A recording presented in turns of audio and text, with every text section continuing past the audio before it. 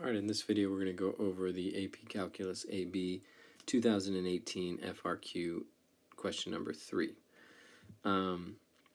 So they've given us the graph of the continuous function g, which is the derivative of f. G is piecewise linear from -5 to 3, and then it equals that quadratic function from 3 to 6. One of the most important things that we're always thinking about with AP Calculus is what function did they give me the graph of, or what function did they give me the equation of. So in this case, it's important that we know that g is the derivative of f, because a lot of these questions are about f. Not all of them, but we've got to make sure we're careful with that. What function are we actually dealing with? So part A is asking us about f, so let's see what we can do. So we have a given condition here, f of 1 equals 3, and then we want f of -5. So I like to set this up a way that's slightly different than the way that the College Board sets this up.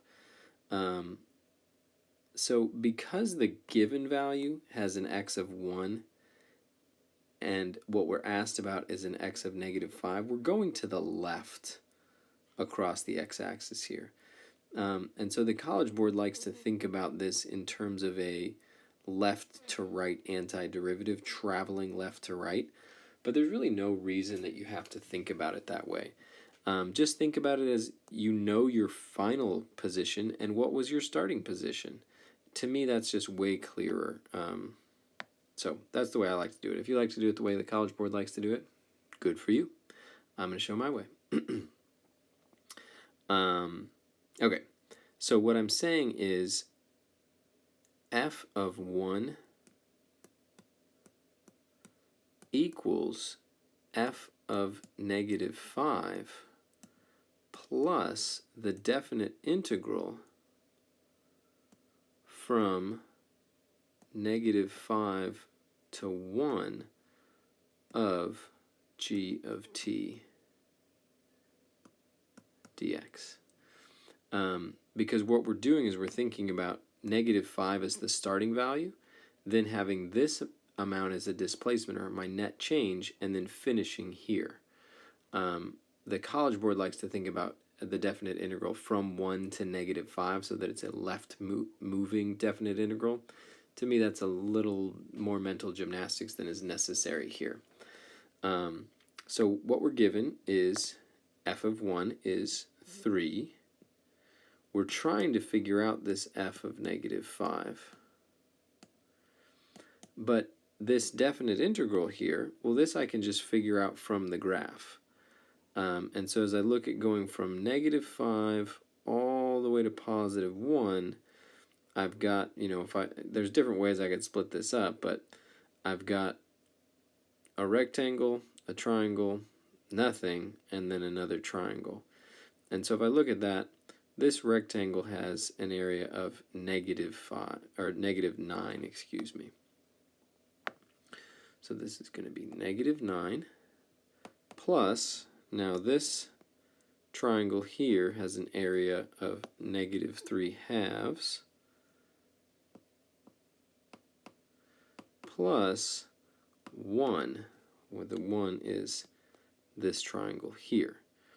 And again, the College Board goes from 1 backwards to -5, so all those signs are going to be switched. This is going to be +1, or sorry, this is going to be -1, +1 area, +9.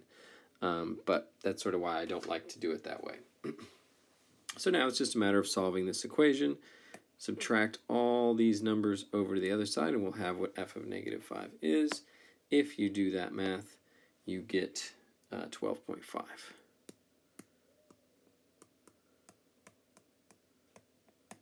And that's part A.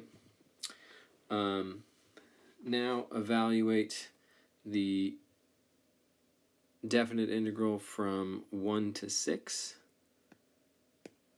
of g of x. Well, from 1 to 6, we've got first a square. This square here, starting from 1 going to the right. That's just 4. and then we just have whatever area is between this parabola and the x-axis.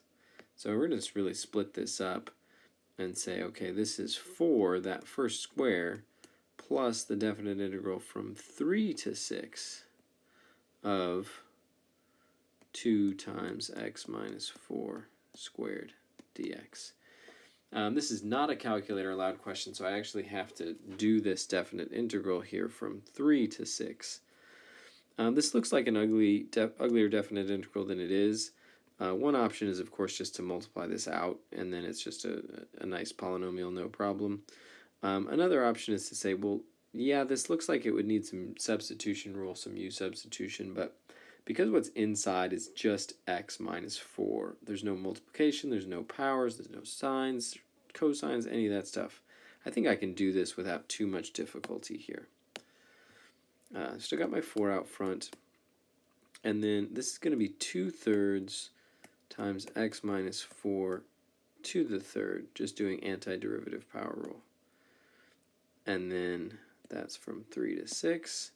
Plug in the 3 and the 6. And we're going to get 4 plus 2/3 times, plug in the 6, that's going to be 6 minus 4 is 2 to the third, minus 2/3 of, plug in the 3, 3 minus 4 is negative 1 to the third. And remember, on a free response question, you don't have to simplify, so I might be interested in just leaving my answer like that. Okay. I'm going to get rid of all this stuff here so that we can and have a little more room for part C and D. So let me get rid of some of this.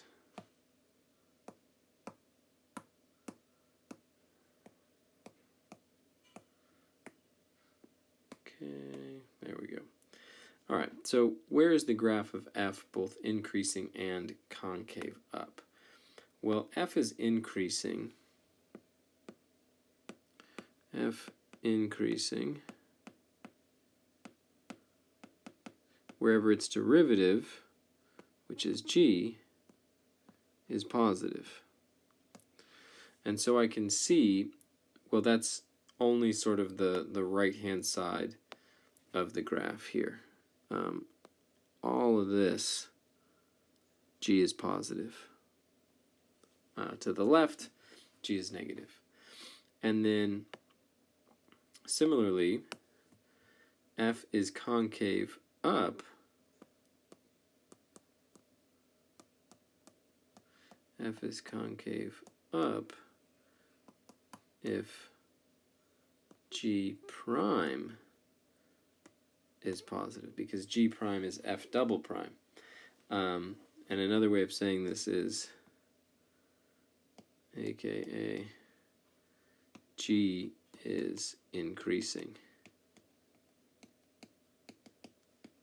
And I can see that g is increasing from 0 to 1, and then it's constant, and then it's decreasing, and then it's increasing again from 4 to 6. So my answer for part C is from 0 to 1 and from 4 to 6. Now we're using open intervals there because the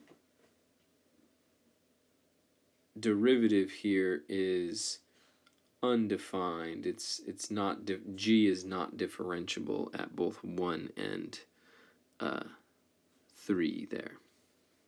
Okay. D, find the x-coordinate of each point of inflection. Well, it's a point of inflection only if the second derivative, which is g prime in this case, as we just did in part C, only if the second derivative changes sign from positive to negative or from negative to positive. That only happens at x equals 4. The graph of g here changes from decreasing to increasing, which means that g double prime changes from negative, or sorry, g prime, which is f double prime, changes from negative to positive. Right here we change from 0 to negative. Here we change from positive to negative, or positive to 0. So this is the only spot that we actually change from a positive to a negative or a negative to a positive. Otherwise, there's always a 0 on one side of our change. So at x equals 4, because g prime changes from negative to positive. Okay.